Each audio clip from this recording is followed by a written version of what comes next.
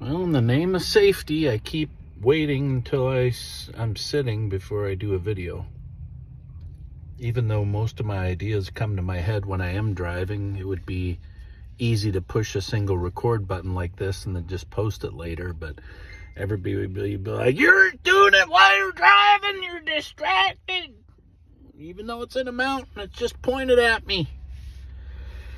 Anyway, it's been a while since I did a video. I'm sitting near Port Huron, Michigan, waiting for freight to get cleared by customs now for a few hours. One small skid of sample parts. I'm not sure why it's taking so long. This hasn't been my experience in the past. And my mother, who lives in Southern Ontario, had a nice home-cooked meal waiting for me. But if it ends up being tomorrow, then it's tomorrow. So, just wanted to see what's going on, how everybody's doing. Freight, I don't understand it, but freight is, I think, at a 13-month decline at this point. It's like a freight recession, they're calling it. It's difficult to understand, but at the same time, I guess it isn't. I mean,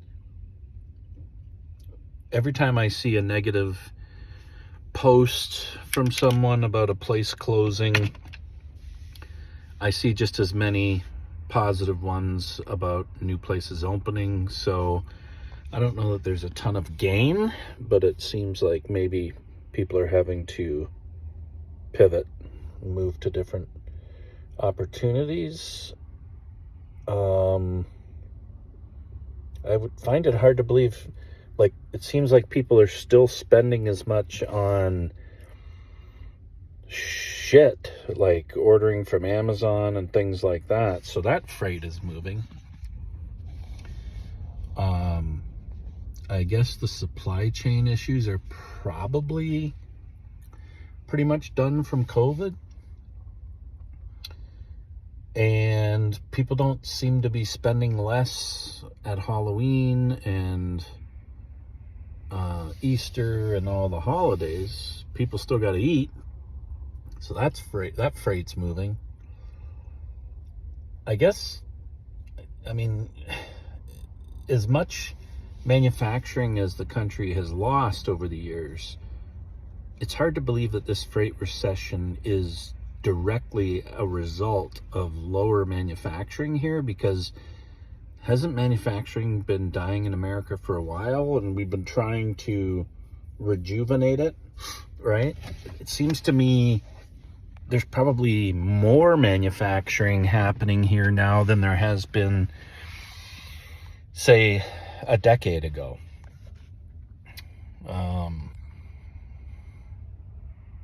So I'm having a hard time understanding it myself. Of course, the administration tells you one thing, and then you see data that conflicts it the other way, and it's no different. I don't care if it's Biden, Trump, Obama, George Bush, whatever. It's cyclical, and it happens up and down all over the place. And inflation isn't just an issue in America, so I don't think it's the result of any one leader. But it's definitely slower than it has been. So the question becomes, well, you can cut your expenses as much as you want, but there's a limit to that. But there is no limit to how much you can make. Might not be just in trucking. Maybe you got to go outside of trucking. So one of the things that I did in the past was Amazon selling. And for about the last year and a half, my account's been dormant. So I've been thinking about firing that up again. Like a lot of people, I'm financially pinched right now. So the challenge there is, where do you get the money for inventory? You got to be scrappy and smart about it, I guess. I think with real effort, I could get it off the ground again, and it could be a nice supplemental piece of income. I mean, the most that Amazon sent me was $50,000 in 2021.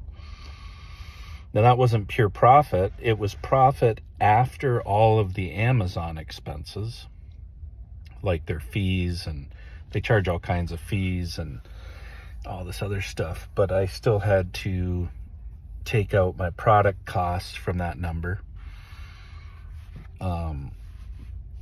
So it was a good part-time job, I guess. But to get to the next level, you basically need to have half of what you expect to sell in inventory. So if you want to sell $100,000 on Amazon in a year, you got to have $50,000 in inventory. That's just the way it seems to work out.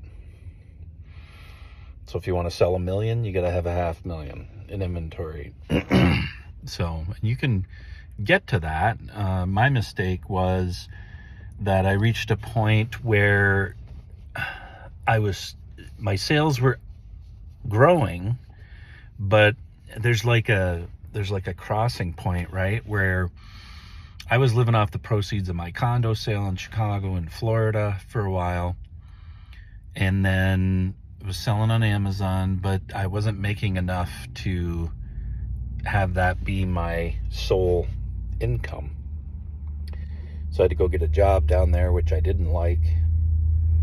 And then I thought of doing what I'm doing again and expediting later on, and got out of there because things were expensive. $1,800 for a 2-bedroom apartment, which is now renting for $2,200. So there's all kinds of ways to generate additional income.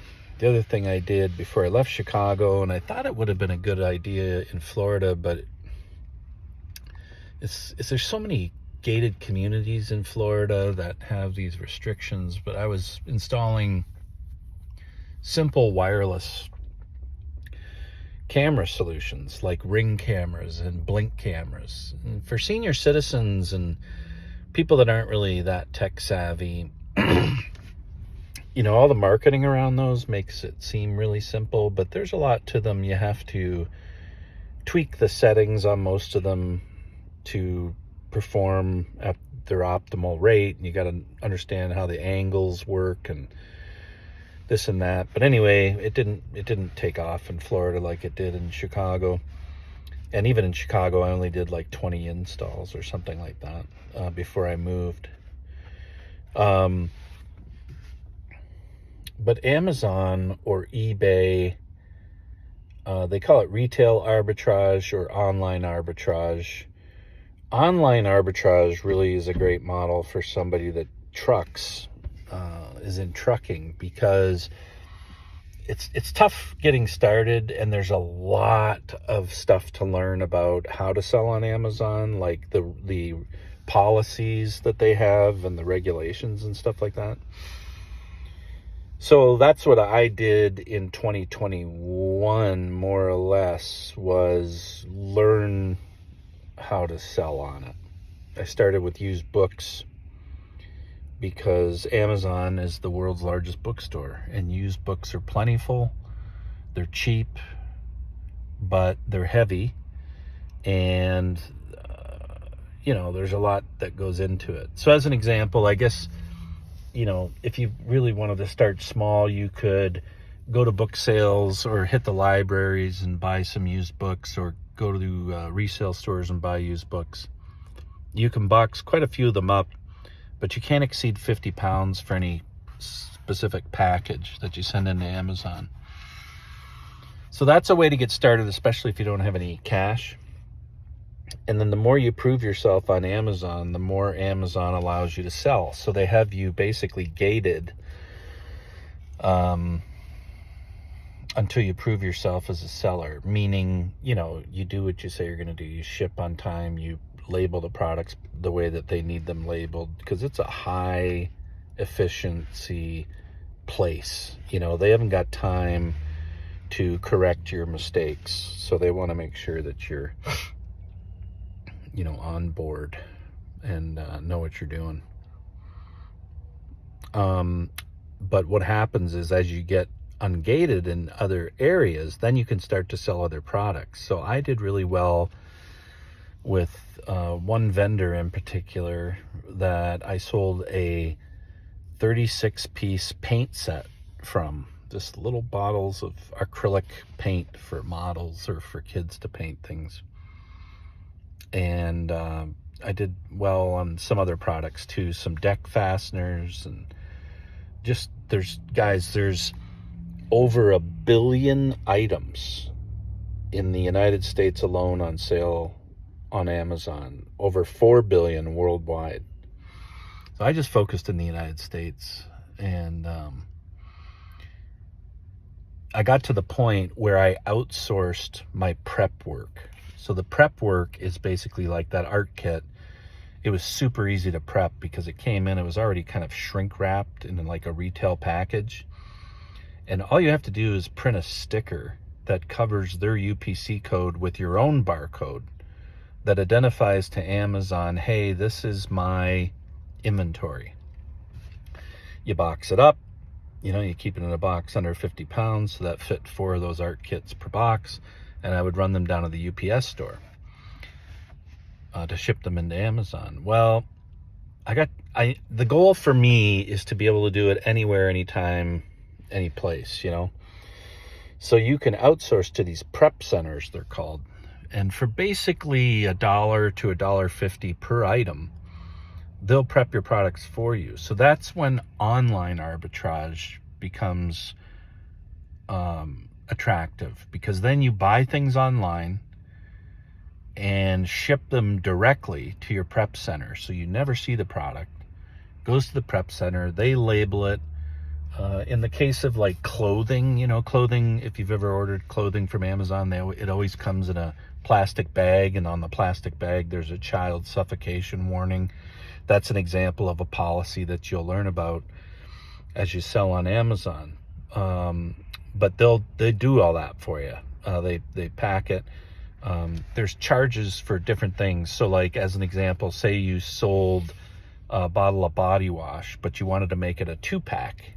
They would put them together so that they could be sold as a 2-pack. So that is like 50% of the challenge to scaling your Amazon business, is outsourcing that prep work, because it just takes so much work and time off of you that you can really focus on the hardest thing that I've found about selling on Amazon, and that is sourcing products at a discounted rate so that you can make a profit. And basically a good rule of thumb in that regards is to find things that are about 50% of the price that they're selling for on Amazon. So if something's selling for $25 on Amazon, in order for you to make a decent profit on it, you'd need to find that item for around $12. So there's just so much to learn, and there's a few good resources you can go to learn how to sell on Amazon. 2 that I can think of really are just great resources. One fella's name, he's a young guy too, and he's just killing it out of college. While he was in college and out of college, his name is oh gosh, hold on. Warner Fields is, I don't know if it's a company name, but on YouTube you'll find him under Fields of Profit. The guy, you can just tell his brain is different. He thinks really quickly and retains a lot of information. You really have to listen because he goes pretty quickly. And then his partner, I can't remember the name of his partner, but I don't know if they're partners or they just have separate selling accounts, but I think it's Flips for Miles. So I believe his first name's Miles. Those are 2 people that I trust and would seek out. They offer a course, I think it's a couple of $100, but it's lifetime access. But you don't have to take the course. They have tons of free content on YouTube. But if you want something that's structured, that you can go back to and whatever. Just pay for the course. It's a couple of $100 if you can do it. Another good person to follow for selling on Amazon, it's called FBA, so Fulfilled by Amazon. So when you click to buy something on Amazon and you see it in the buy now button or whatever, it'll usually say sold by, say, ABC company, fulfilled by Amazon. So that's a seller that sells like me, that they buy the stuff, they ship it into Amazon, then Amazon handles everything from there. So you're supporting small businesses actually when you're buying on Amazon, because I believe more than half of the sales are from people like me. I could be wrong, could be slightly the other way, but the other folks that I've found helpful with learning how to sell on Amazon is called Full-Time FBA. They have a podcast. Just search Full-Time FBA. It's a husband and wife team. He's been selling on Amazon for a long time, and then they got together and married, and she started selling on Amazon. But they give some really good advice, some common sense advice too, on how to sell on Amazon. So I would, though, between those two, you definitely will learn how to do retail arbitrage, how to do online arbitrage, and that could turn in to a good secondary source of income. I'll let you know how it goes the second time around. It's my second time doing expediting, and I feel a lot more knowledgeable this time. And this will be my second time ramping up Amazon sales again, because there's a lot of sitting time in expediting, like I'm doing right now, waiting for this freight to clear. So I could be sourcing products or doing other things to try and grow my Amazon business. So anyway, that's one tip that I wanted to pass along for those that might be struggling in freight right now, because a lot of us are. I still kind of, some of that is what's happening in the market, but some of that is hustle too. Circumstances play into it. Like I saw a guy recently post that he's only like $8,000 in revenue this year in expediting, and I'm at $35,000. So what makes, why is there such a huge gap there? We work for the same company. Maybe it's hustle, maybe it's not. I think he has a family with some special needs even, maybe. So that's, I know, pretty tough. So that could have something to do with it.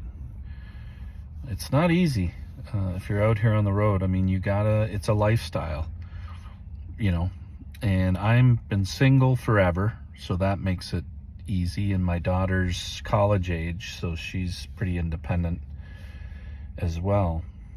So it makes it really easy for me. It's not easy with a family. I don't know how people do it. But there's a lot of truckers out here that do that. So anyway, hit me up if you have any questions on either expediting or selling on Amazon. I'd be happy to answer them as best as I can. I can walk you through what you need to do to get started and whatnot.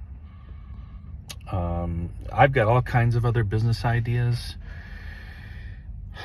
Some are more cash intensive than others. Some are really not that cash intensive. It's more about time and where you are. But anyway, I thought I'd make a quick video today on expediting and Amazon selling. So if you found it useful, I hope you'll give it a thumbs up and maybe share, subscribe to my account, and we can go through this journey together. I'm not a multi-millionaire success story. My website that's not up and running quite yet is called Fail First. So fail and then the number 1st.com. You can check with me there or here. So hope to see you in the future, and have a great day.